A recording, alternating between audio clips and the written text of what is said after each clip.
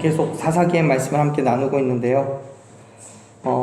이스라엘 백성들이 출애굽을 하면서 그들에게 주어진 사명은 뭐였냐면, 그 광야의 길을 지나서 하나님께서 약속하신 허락하신 그 땅, 가나안 땅에 들어가는 것이 짧은 기간 동안 단기간에 그들이 이루어야 할 사명이었습니다.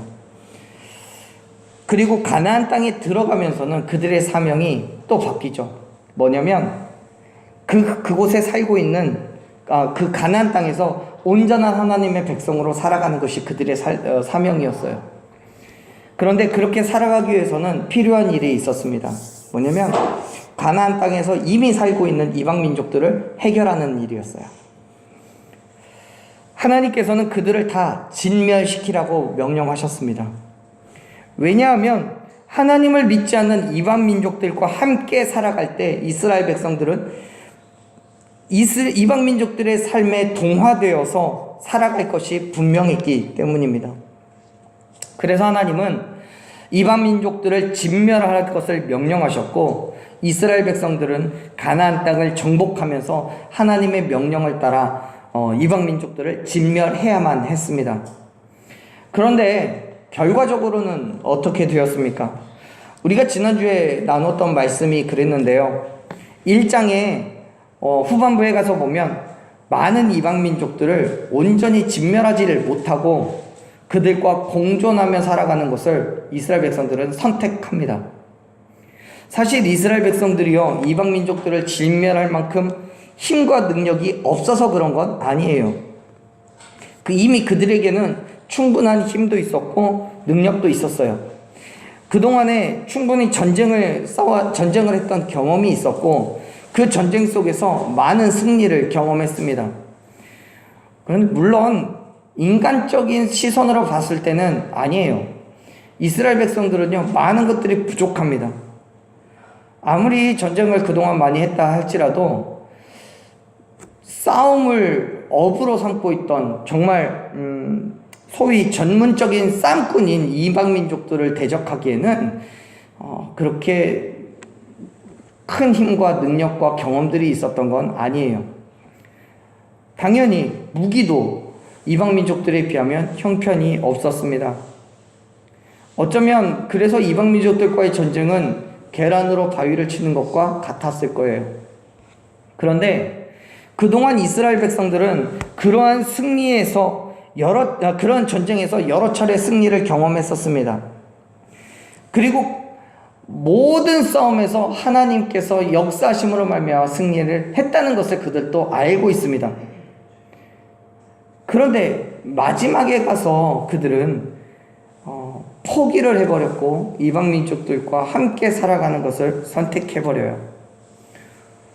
왜냐하면 여전히 하나님께서 그들과 함께 계셨음에도 불구하고 이스라엘 백성들은 더 이상 그 사실을 인정하지 않았습니다.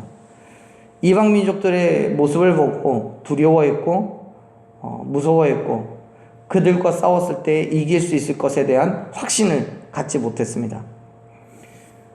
결국 하나님께서 원하셨던 하나님의 계획은 이루어지지 않았죠. 이후에 이스라엘 백성들의 삶은 우리가 이미 읽은 것과 같이, 그리고 하나님께서 예측하신 것과 같이 이방 민족들과 동화되어서 하나님을 버리는 그러한 삶을 살아가게 돼요. 그렇게 살아가는 어느 날 하나님께서는 사자를 보내셔서 이스라엘 백성들에게 말씀하십니다. 우리 다시 한번 말씀을 읽어볼게요. 1절 말씀 읽겠습니다. 1절, 여호와의 사자가 길갈에서부터 복임으로 올라와 말하되, 내가 너희를 애굽에서 올라오게 하여 내가 너희의 조상들에게 맹세한 땅으로 들어가게 하였으며, 또 내가 이르기를 내가 너희와 함께한 언약을 영원히 어기지 아니하리니. 아멘. 하나님의 사자는 이스라엘 백성들을 찾아서 길갈에서부터 복임까지 옵니다. 여기에서 말하는 여호와의 사자는 여호와 하나님 본인 그 자체를 이야기하는 것이기도 하고요. 또 그리스도 예수님을 예표하기도 합니다. 어찌됐든 지금 하나님께서 길갈에서부터 복임까지 올라와서 말씀하고 계시는 거예요. 길갈은 과거에 이스라엘 백성들이 가나안 땅으로 들어올 때 여호와의 군대 장관이 만났던 그 장소가 바로 길갈입니다. 즉 여호수아가 가나안 땅을 정복하기 위해서 하나님께서 임재하셔서 함께 하심으로 말미암아 이 모든 전쟁에서 승리할 수 있다는 그런 확신을 갖게 된 곳이 길갈이에요. 지금 하나님께서 1절에서 길갈에서부터 올라오셨다는 것을 이야기하시는 이유는 이스라엘 백성들에게 상기시켜주고 계시는 거예요. 가나안 땅에 들어가기 위해서 몸과 마음으로 준비했던 그때부터 지금까지 분명하게 함께 하셨던 하나님, 그 하나님이 여전히 너희들과 함께하고 있다는 것을 보여주시려고 길갈에서부터 올라오고 있음을 성경은 기록하고 있는 거죠. 사랑하는 여러분, 하나님께서는 언제나 우리와 함께 하시고 우리를 통하여서 역사하시고 계심을 믿으시길 바랍니다. 우리의 눈에는 보이지 않아요. 우리의 피부로는 느껴지지 않아요. 그러나 말씀하신 그대로 우리에게 역사하시고 불꽃 같은 눈동자로 지키시고 보호하고 계심을 믿으시길 바랍니다. 하나님께서는 끊임없이 우리가 싸우는 그 싸움 가운데 동일하게 역사하시고 여전히 역사하시고 이후에도 계속해서 역사하실 거예요. 근데 우리가 느껴지지 않는다고, 보이지 않는다고 우리의 눈에 보이는 악한 세력의 그 무게 앞에, 악한 세력의 그 힘 앞에 우리가 굴복한 때는 없는지 한번 생각해 봐야 됩니다. 하나님께서는 끊임없이 우리와 함께하고 계십니다. 그렇기 때문에 사랑하는 여러분, 두려워하지 말고 겁내지 말고 세상과 맞서 싸우십시오.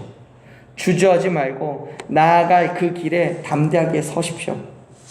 과거에 함께 하셨던 하나님께서는 지금도 함께 하시고 후에도 함께 하신다는 것을 여러분 확신하시기를 바랍니다. 그 믿음이 우리를 세상에서 무너지지 않게 하는 거예요.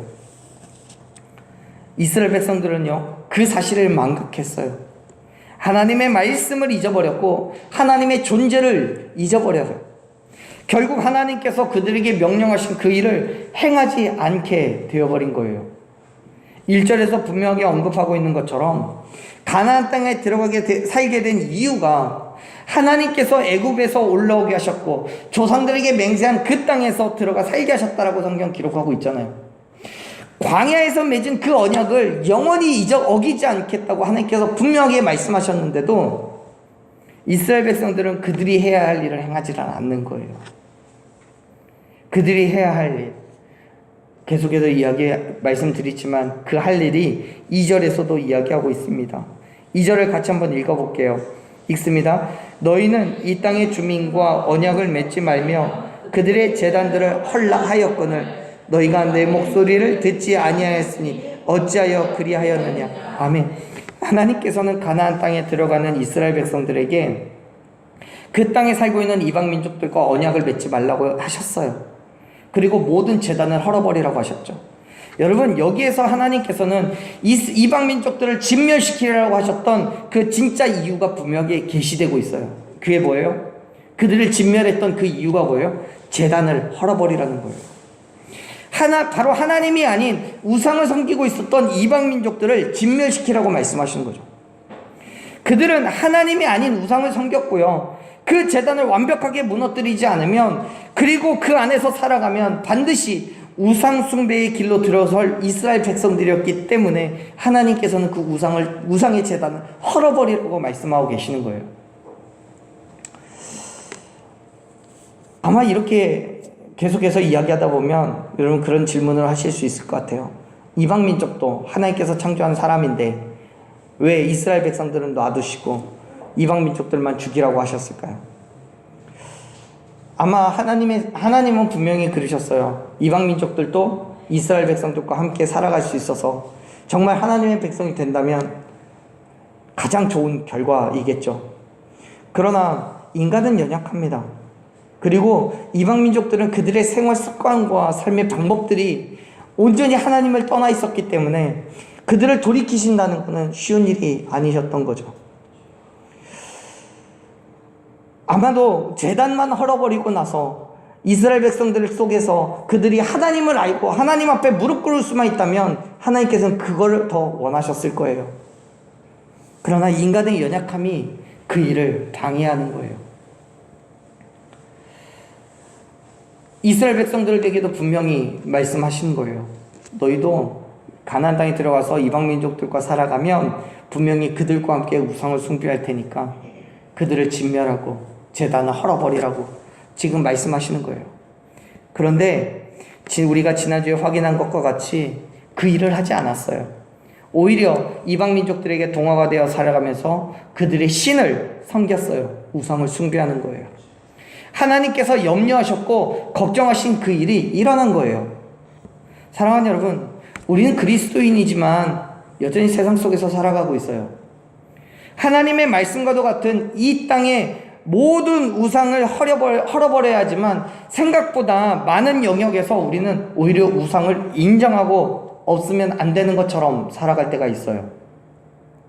하나님의 말씀에 우상을 숭배하면 안 된다고 하셔서 그렇지 않은 것처럼, 나는 우상을 숭배하지 않는 것처럼 잘 포장하지만 결국 그 안을 살펴보면 우리는 우상을 섬기고 있다는 사실을 부정할 수가 없어요. 물질의 우상, 건강의 우상, 환경의 우상, 명예와 권력의 우상, 많은 우상들을 하나님을 대신해서 섬기는 거예요. 그러나 하나님께서는 그 모든 우상을 헐어버리라고 말씀하셨다는 것을 여러분 기억하시길 바랍니다. 하나님의 말씀을 지켜 행해야 함을 믿으시기를 바랍니다. 우리는 그리스도인이잖아요. 하나님의 백성이잖아요. 이스라엘 백성들이 가나안 땅에 들어가서 그 모든 명령을 지켜 행해야 했던 것처럼 우리도 그리스도인이 아니라면 상관없어요. 괜찮아요. 그러나 내가 예수 그리스도의 죽으심과 부활하심을 믿고 그리스도인이 되기로 작정했다면, 가나안 땅에 들어가서 하나님의 백성으로 살기로 작정했다면 그 땅에 있는 모든 우상들을 다 헐어버려야 될 줄로 믿으시길 바랍니다. 누군가는 그렇게 말할 수 있습니다. 그것은 내가 할 수 없어요. 세상 살아가려면 필요한 거고 그것 없이 어떻게 해야 될지 모르겠어요. 내게는 이길 수 있는 힘과 능력이 없는데 어떻게 해야 됩니까?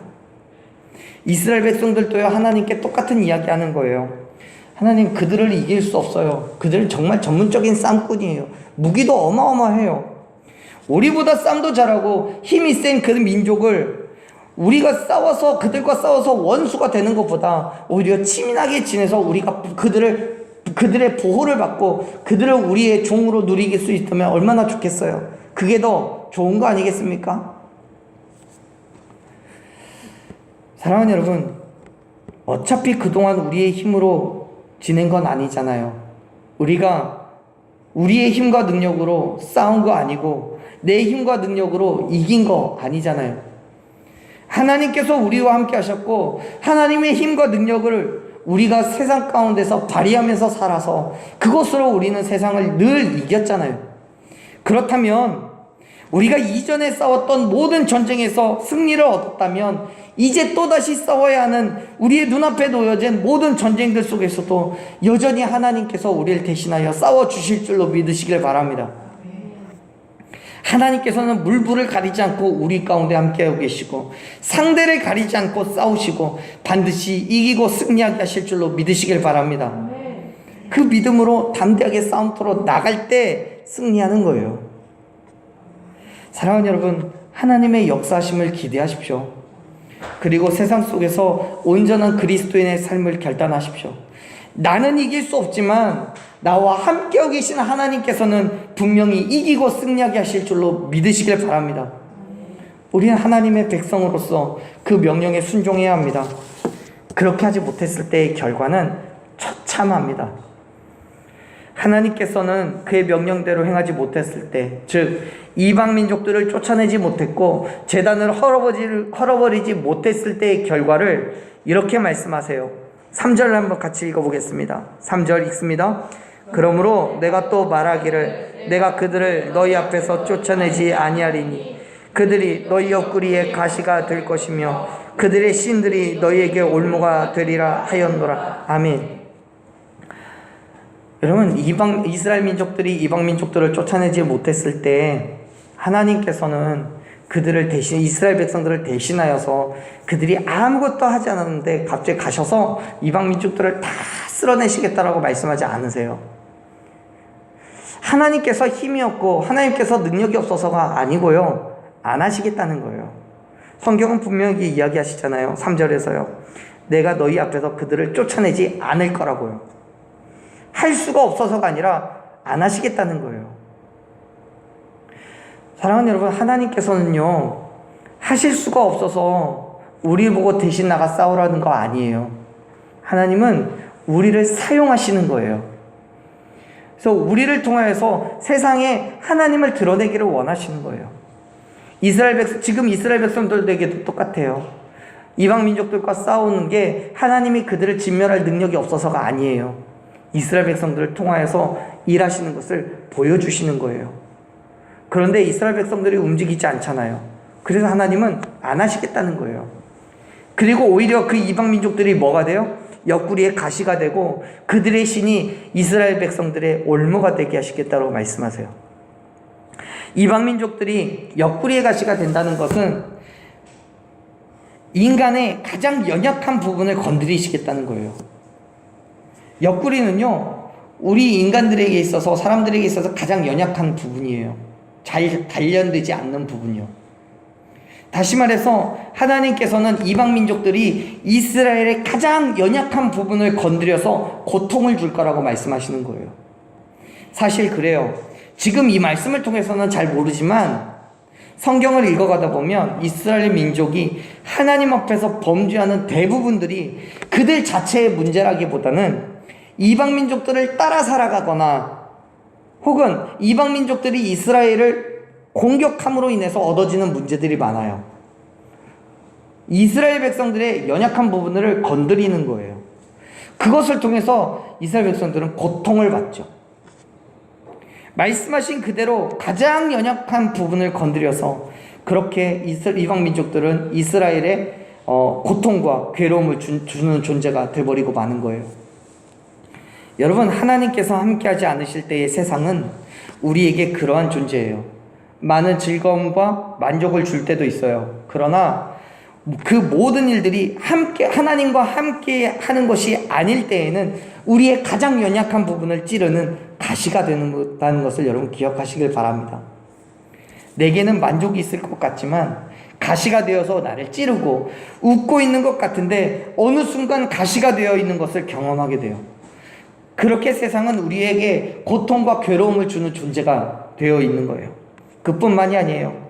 성경이 기록하고 있는 것처럼 우상이 올무가 된다는 것은 하나님께 가까이 가고 싶지만 어떻게 해야 되는 것지도 알겠고 무엇가 길인지도 알겠지만 우상이 내 발목을 잡아서 가지를 못하게 만든다는 거예요. 사실 이스라엘 백성들은요, 어렸을 때부터 하나님을 배워요. 지금 이 상황 속에서도요, 이 말씀 속에서도요, 이스라엘 백성들은 애굽에서 나온 이야기, 또 애굽에 가기 전에 아브라함의 이야기, 노아의 이야기, 모세의 이야기 다 배워요. 그럼에도 불구하고 그들과 함께 살아가고 있는 이방 민족들의 우상을 헐어버리지 않음으로 인해서 우상을 섬길 수밖에 없는 환경이 조성돼 버려요. 하나님께 나아갈 수 있는 방법도 알고 하나님이 누구인지도 아는데 하나님께 가지를 못해요. 올무가 되어버린 거예요. 우리가 그렇잖아요. 교회 가려고 할 때마다 가로막는 것들이 너무나 많아요. 믿음의 삶을 살아가려고 할 때마다 방해하는 것들이 너무나 많아요. 우리의 발목을 잡고 우리를 유혹하고 시험을 들게 하고 때로는 협박까지 합니다. 하나님께로 나아가는 그 길을 막아요. 왜요? 우리가 우상을 헐어버리질 않았기 때문에요. 지금 여러분, 나에게 있어서의 우상은 무엇입니까? 내 삶에서 헐어버렸어야 했던 그 우상은 뭡니까? 사랑하는 여러분, 오늘 저는 저와 여러분의 모든 우상이 깨어지기를 소망합니다. 하나님께서 말씀하신 그대로 순종하며 우리의 가시가 되어 삶의 고통과 괴로움을 주는 것들, 우리의 올무가 되어서 하나님께로 나아가는 걸 방해하는 것들, 그 모든 것들을 다 깨어 부수고 불살라서 온전한 그리스도의 삶으로 살아갈 수 있는 그 믿음의 결단하는 오늘 저와 여러분 되기를 간절히 축원합니다. 그런데요, 그 일이요, 내 힘으로 되는 게 아니에요. 내 능력으로도 안 돼요. 하나님의 말씀을 믿고 순종하며 나아갈 때 나와 동행하시는 하나님의 힘으로, 나에게 역사하시는 하나님의 능력으로 그 모든 일들이 행할 수 있음을 믿으시길 바랍니다. 그렇기 때문에 우리의 삶을 하나님께 내어놓아야 되는 거예요. 내 자리를 내가 차지하고 있는 게 아니라 하나님께 맡겨드려야 되는 거예요. 세상이 우리에게 뭐라고 말하든지 두려워하지 않고 겁내지 않고 또 주저하지 말고 기꺼이 내 자리를 하나님께 내어드림으로 말미암아 하나님께서 나를 움직이실 수 있도록 내 자리를 내어드리는 거예요. 그렇게 살아가는 게 그리스도인인 거예요. 하나님께서요, 이스라엘 백성들에게 이렇게 말씀을 선포하셨어요. 그랬더니 그들의 반응은 어때요? 성경은 이렇게 말씀합니다. 4절 읽어볼게요. 4절 읽습니다. 여호와의 사자가 이스라엘 자손에게 이 말씀을 이르매 백성이 소리를 높여 운지라. 아멘. 하나님의 선포를 들었어요. 이스라엘 백성들은 소리를 높여 울었어요. 이때 그들은 분명히 자신들의 행동에 문제가 있다는 것을 깨달은 거예요. 그리고 그 문제에 대해서 통곡하는 거예요. 아, 내가 뭔가 잘못하고 있구나라는 것을 알았다는 거예요. 사실 이 울음이 자신들의 죄를 뉘우치면서 회개함으로 흘리는 눈물인지 아니면 단순한 아쉬움과 괴로움에, 그러니까 내가 죄를 지었다는 것에 대한 아쉬움에 대한 눈물인 건지 말씀 속에서는 잘 드러나지 않아요. 그런데 분명한 것은 이들에게 있어서는 죄는 분명하게 인식되었어요. 하나님께서 명령하신 그 말씀을 제대로 준행하지 않았다는 사실이 깨달아진 거예요. 그래서 그 부분에 대해서 가슴 아파하면서 울고 있는 거예요. 그런데 성경을 잘 보면 울었다고만 되어 있지 회개하고 돌이켰다는 말이 없어요. 이들은요, 죄에 대한 두려움, 괴로움, 그리고 그들 스스로가 내 스스로가 해결할 수 없음에 대한 그 슬픔 때문에 울고 있는 거예요. 돌이켜서 하나님께 나아감으로 인해서 울고 있는 게 아니에요. 결국 이들은 자신들의 죄를 깨닫고 하나님께 완벽하게 돌아간 것이 아니라 단순한 체념으로 끝나버린 거예요.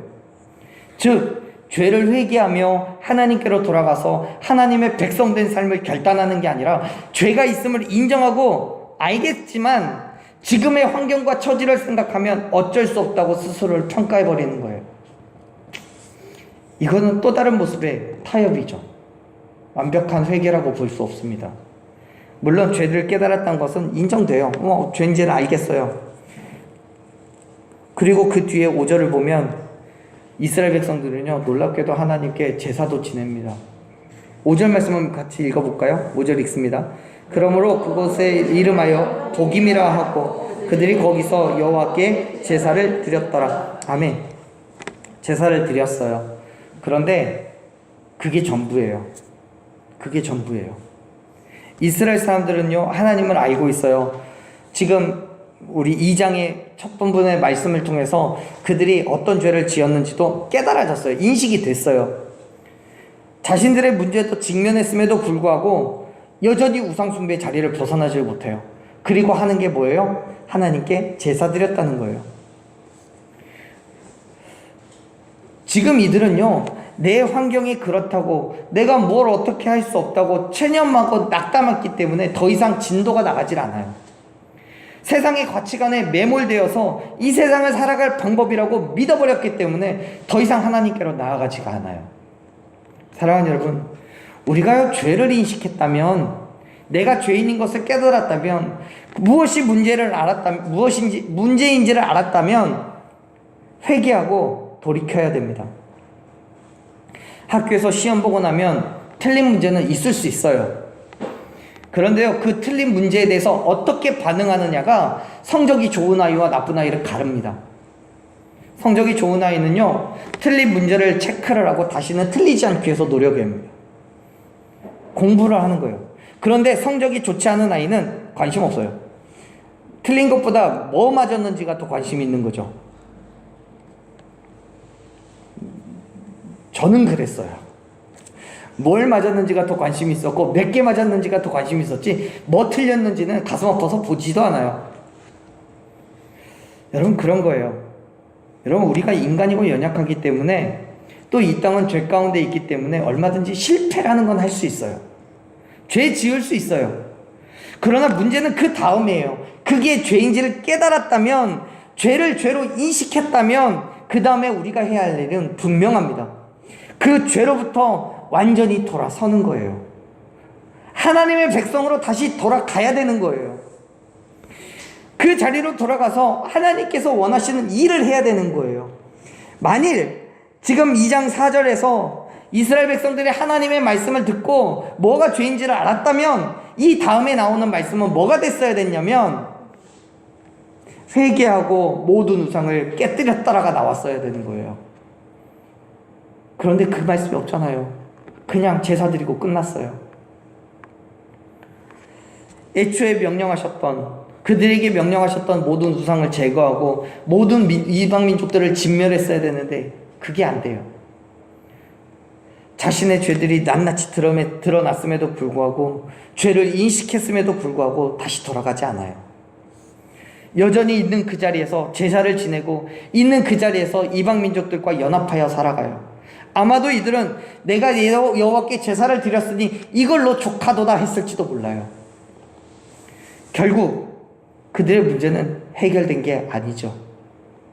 11절 이후에 보면 3절에서 말씀하신 그대로 이방 민족들이 그들의 옆구리에 가시가 되고 우상이 올무가 되어서 하나님의 관계를 깨뜨리고 무너지게 했다는 것을 확인할 수 있습니다.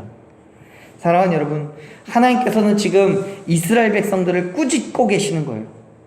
진정한 징계를 하시기 이전에 최후의 방법을 사용하시는 거예요. 죄를 깨닫게 하시는 거예요. 그럼에도 불구하고 이스라엘 백성들은 여전히 그 자리에 머물러 있어요. 사랑하는 여러분, 지금 우리의 모습은 어떻습니까? 하나님께서 우리에게 무엇을 요구하고 계시고 우리의 죄를 어떻게 보여주고 계십니까? 우리의 죄된 모습이 보이신다면, 여러분, 내 죄가 깨달아졌다면, 인식되어졌다면 회개하십시오. 회개하고 그 자리를 벗어나서 모든 우상을 진멸하고 하나님의 백성된 자리로 돌아가십시오. 회개했다면 돌아가야 되는 거예요. 저는요, 이스라엘을 향해서 말씀하신 하나님의 음성이 저와 여러분을 향한 외침으로 들리기를 소망합니다.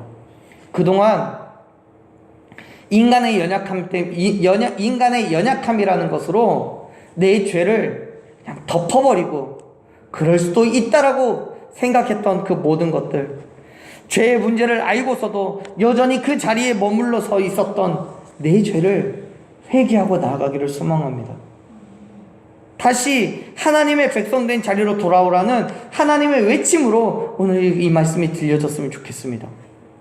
5절을 보면요, 이스라엘 백성들도 제사를 드렸습니다. 하나님을 완전히 잊어버린 건 아닌 거예요.